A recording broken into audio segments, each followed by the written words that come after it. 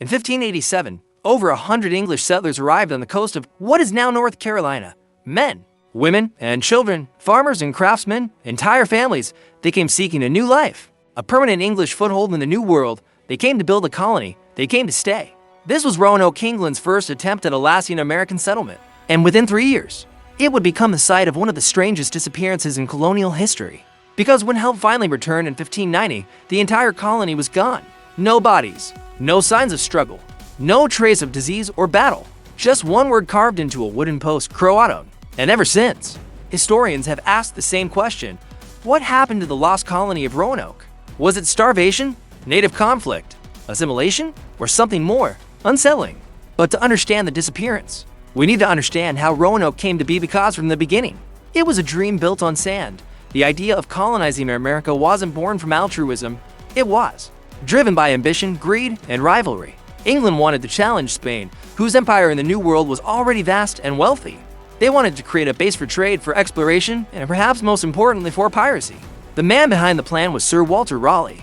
A favorite of Queen Elizabeth I, he didn't go himself, but he funded and organized expeditions. And in 1587, he sponsored a new attempt, a colony of over 100 settlers led by John White, a skilled artist and navigator. Roanoke wasn't their first try. The 1585 colony had failed spectacularly due to poor supplies and tense relations with local tribes. But this new group was supposed to do better. They brought women, children, tools, and seeds. They were meant to stay. But almost immediately, things started going wrong. The site they landed on wasn't the one Raleigh had approved. The governor, John White, soon found himself overwhelmed with shortages, diplomatic tensions, and logistical chaos within weeks. They were struggling in a desperate bid to save the colony. White agreed to sail back to England for supplies. He left behind his daughter, his infant granddaughter Virginia Dare, the first English child born in the Americas, and over 100 other colonists. He promised to return in a few months. Instead, he came back 3 years later, and when he did, the entire settlement had vanished. No buildings, no graves, no signs of fire or war. Just the word CROATOAN carved into a post and the letters crow etched into a nearby tree. Was it a message, a clue, or a warning? They say history repeats itself, but what about the parts we forgot? Welcome to Echoes of History, the channel where we dig up the dusty corners of the past to uncover the weird, the wild, and the wait, what? Stories they didn't teach you in school. Grab your curiosity and maybe a cup of tea, because what you're about to hear might just change how you see the world. When John White returned to Roanoke in August 1590, the coast looked eerily still. He had expected hardship, perhaps even death, but what he found was nothing. No people, no smoke, no collapsed structures, just silent sand carvings. The first, CROATOAN, etched clearly into a wooden post. The second, CRO, carved hastily into a nearby tree. No crosses, no distress symbols, no sign of a fight or disease. It was almost as if the colony had vanished on purpose. To White, the message was familiar. CROATOAN was the name of an island about 50 miles to the south, and also the name of a Native American tribe who lived there, the CROATOAN people, led by a man named Manteo. White had known Manteo. He had even been named Lord of Roanoke by the English, a rare ally among the indigenous nations. So, was the carving a message? Had the colonists moved voluntarily to CROATOAN Island to seek help, food, or shelter? It was possible. In fact, it was hopeful. There were no signs of a struggle, no scorched earth, no signs of mass grave or panic. The houses had simply been dismantled, not destroyed. If they had been attacked, surely there would have been chaos. If they had starved, there would be evidence, but everything suggested an organized departure. White was eager to investigate. He urged his ship's captain to sail south to CROATOAN Island at once. But fate, as ever, had other plans. A hurricane struck the coast, battering the ship and pushing them off course. After weeks of failed attempts, the exhausted crew refused to return. John White was forced to sail back to England, never having set foot on CROATOAN Island. He would never see his family or the colonists again. He died a few years later, still not knowing what had happened to his daughter, his granddaughter, or the others he had led across the Atlantic. And so, the only direct clue, CROATOAN remained unsolved for centuries. It would fuel wild speculation. Had they integrated peacefully with local tribes? Had they been killed or enslaved by rival nations? Had they tried to sail home and vanished at sea? For centuries, the most likely and most overlooked possibility has been the simplest. The colonists didn't die. They assimilated. The clue carved into the post-CROATOAN wasn't just a location. It was a community, a real one. The CROATOAN tribe, led by Manteo, had been among the few Native American groups to consistently cooperate with the English. They traded, translated, and even protected them in earlier expeditions. When John White left Roanoke in 1587, Tensions with neighboring tribes were rising. Resources were scarce. Relations were fragile, but the CROATOANs remained a potential lifeline if the settlers were starving, sick, or fearful of attack. Joining the CROATOAN could have been their only realistic path to survival, and there's circumstantial evidence to support this. Early 17th century explorers years after Roanoke vanished reported sightings of native tribes, with European features, gray eyes, fair hair, fluency in broken English, and stories of ancestors who came from the sea. In 1607, when Captain John Smith helped found Jamestown, he was told by friendly tribes that a group of white people had lived further south, some of whom had moved inland, others allegedly killed by hostile tribes. Even more intriguing, English-style artifacts, such as iron tools and European pottery, were discovered in villages hundreds of miles from Roanoke long before trade, or settlers could have brought them that far. In the early 1700s, a group known as the Lumbee tribe in North Carolina claimed descent from white ancestors, spoke an English dialect, and practiced customs that blended native and colonial traditions. Could they be the descendants of the lost colony? It's possible, though DNA evidence remains inconclusive and difficult due to centuries of migration and intermarriage. Oral history has preserved the idea that some of the English became part of the land, rather than vanishing from it. It's a version of the story with no betrayal, no massacre, no ghost ship, just human survival, quiet and complex. But not everyone agrees. Some believe that the word CROATOAN wasn't a destination, it was a warning. While some historians favor a peaceful explanation, others argue that Roanoke's disappearance was far more violent and far more tragic.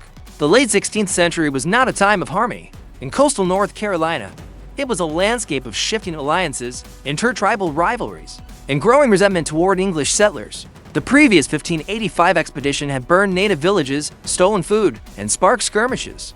When the 1587 colonists arrived, they walked into a world where many indigenous groups already viewed them with suspicion, if not outright hostility. One possibility is that the colonists were attacked either by the Powhatan Confederacy to the north, or by another rival tribe seeking to send a message to the English.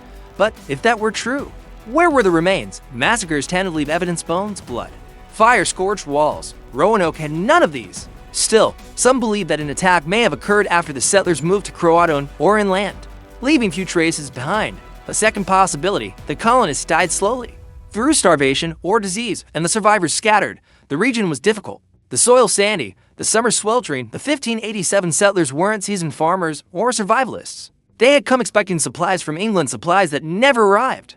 Could famine have forced them into desperate measures in 1609? Jamestown settlers facing similar shortages turned to cannibalism to survive the harsh winter. Could Roanoke have experienced something similar, then faded quietly into the woods? Perhaps even darker is the theory of captivity.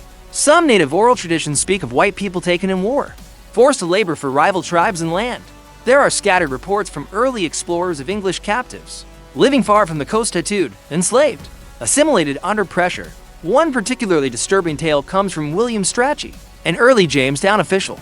He wrote of English prisoners held by the Powhatan, kept in stone dwellings, working metal and weaving cloth for their captors. Were these Roanoke survivors, or unrelated castaways? We may never know. What makes these darker theories so haunting isn't just the horror they speak, to the utter isolation of those settlers. Imagine crossing an ocean into the unknown, only to be forgotten by your own country, betrayed by the sea, absorbed into a land that did not want you there. Whether they met violence or withered from within, the colonists were cut off, with no rescue, no witness, no legacy except a single word carved into a post. But not every mystery dies in silence. For over 400 years, the lost colony has remained one of America's oldest unsolved mysteries. But in the modern age, we've turned from ship logs and folk tales to shovels, satellites, and science. And though the answers are still elusive, some remarkable clues have come to light. Let's start with the most infamous and controversial of them all, the Dare Stones. In 1937, a man walked into Emory University in Georgia with a curious find, a 21-pound stone, allegedly inscribed with a message from Eleanor Dare, daughter of John White and mother of Virginia Dare, the first English child born in the Americas. The stone told a chilling story, that the settlers had moved inland, that they had been attacked, that Eleanor's husband and daughter had died, and that she, alone, had survived to carve this recorded stone. The academic world was stunned. If real, the Dare Stone could have rewritten history over the next few years. Dozens more stones appeared, allegedly forming a trail stretching 180 miles inland into Georgia. But soon, scholars grew suspicious. The language was too polished, the timing was too convenient. The sheer volume of new discoveries reeked of fabrication. In the end, most of the Dare Stones were declared forgeries, products of an elaborate Depression-era hoax. But one stone, the first one, still raises eyebrows. Its authenticity has never been conclusively disproven. It doesn't match the others in tone or form. And if real, it suggests the colonists did move inland, leaving behind traces in the wilderness. Which brings us to archaeology. Over the past 2 decades, a project called the First Colony Foundation has used radar, excavation, and satellite imaging to search Roanoke Island and surrounding areas. In 2012, they found something strange. A hidden symbol on a 16th century map drawn by John White himself under ultraviolet light. It revealed a small red and blue 4-pointed star, possibly marking a secret settlement site 15 miles west of Roanoke. Later digs in that area uncovered English pottery, a rapier hilt, and signs of a long-abandoned community. The site was dubbed Site X. It wasn't definitive, but it was suggestive. Could part of the colony have split off? Could survivors have created a second, smaller settlement further inland? Then, there are the oral histories. Tribal elders from the Lumbee, Catawba, and Hatteras tribes have passed down stories for generations of white ancestors who came long ago, lived among them, and disappeared into their bloodlines. Some speak of blonde-haired children, of people from across the water, of sacred places where old stones whisper old truths. Could these be echoes of Roanoke? Even DNA studies have tried to chase the ghosts, searching for genetic links between English colonists and present-day Native American communities. So far, nothing conclusive. But the absence of proof is not proof of absence. And in the case of Roanoke, that absence is what defines it. No graves, no bones, no burned palisades, just heads scattered across the coastline like driftwood from a forgotten shipwreck. But maybe that's fitting. The lost colony may never give us a final answer, but the search, the obsession, the hope, the endless piecing together of fragments is part of what keeps history alive. Roanoke was meant to be a beginning. Instead, it became a ghost story. But ghosts have power, even after centuries without answers. The lost colony of Roanoke continues to haunt the American imagination, not because we know what happened, but because we don't. In that absence, we've created legends. From early colonial tales to 21st century documentaries, Roanoke has inspired hundreds of books, songs, poems, and films. It has been the subject of Shakespearean rumors, Gothic novels, conspiracy theories, and even supernatural horror. TV shows like American Horror Story turned it into a cursed land. Novels turned the colonists into mystical tribes or time travelers. Video games imagine secret cults, and historical fiction still revisits Eleanor Dare, Virginia, and John White like recurring dreams. But why? Why does this one colony, small, short-lived, forgotten by its own empire, still capture us? Because Roanoke is more than a mystery. It's a symbol of displacement, of hope gone sideways, of identity lost in the wilderness. It forces us to ask uncomfortable questions. What happens when people are abandoned by power? What does survival look like when your homeland forgets you? What parts of history do we bury because they're too messy, too uncertain, too inconvenient? For Native Americans, Roanoke is often remembered not as a tragedy, but as a point of contact, one of many where their ancestors either helped, absorbed, or resisted strangers from another world. For descendants of settlers, Roanoke is a kind of origin myth, the first attempt at rooting English identity in American soil, and a reminder that the path forward was anything but simple.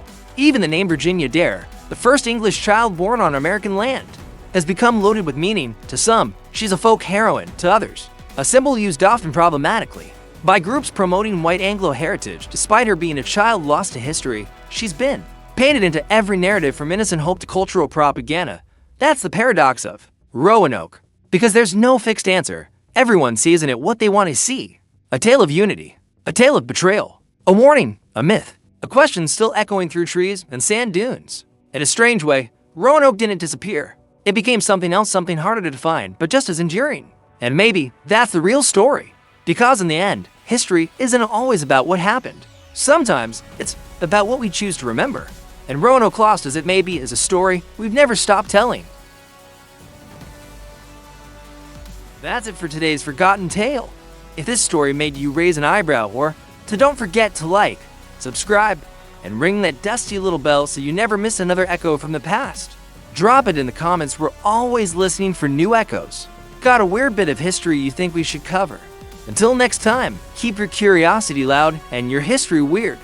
That's it.